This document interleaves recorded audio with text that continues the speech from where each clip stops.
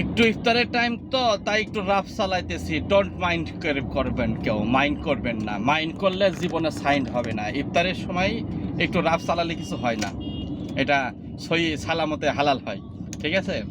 এখন বিপদ হলো, কথা হলো যে আমি কারোর সাথে অন্যায় করছি কিনা। ধরেন রাব বলতে কি আমি একটু টান দিয়ে যাচ্ছি, এখন এই টানের ভিতরে কারো কোনো ক্ষতি আছে কিনা সেটাকে বলে আসলে কারোর উপরে জুলুম করা।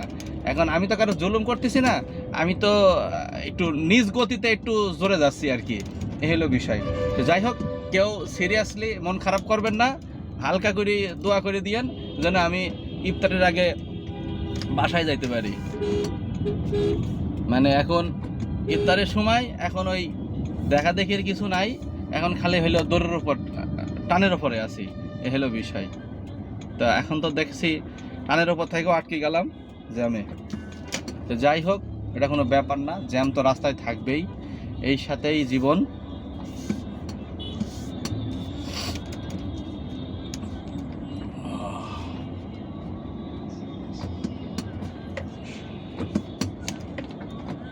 যায় না কে রে ভাই, তোর বামে এত জায়গা ভাই, জানা ভাই ইফতারের সময় হাজলামো করিস না।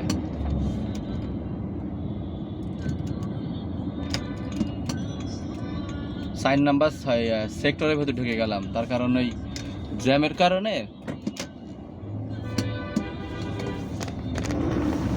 জ্যামের কারণে 4 নাম্বার সেক্টর দিয়ে 6 নাম্বার সেক্টরের দিকে যাব, মানে মেম্বার বাড়ি রেলগেট আজমপুরের দিকে।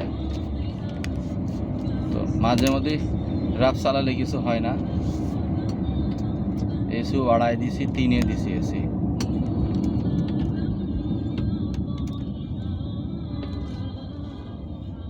পঁয়তাল্লিশ বাজে।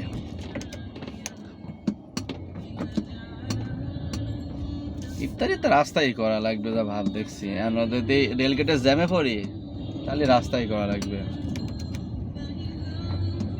দেখি আল্লাহ ভরসা।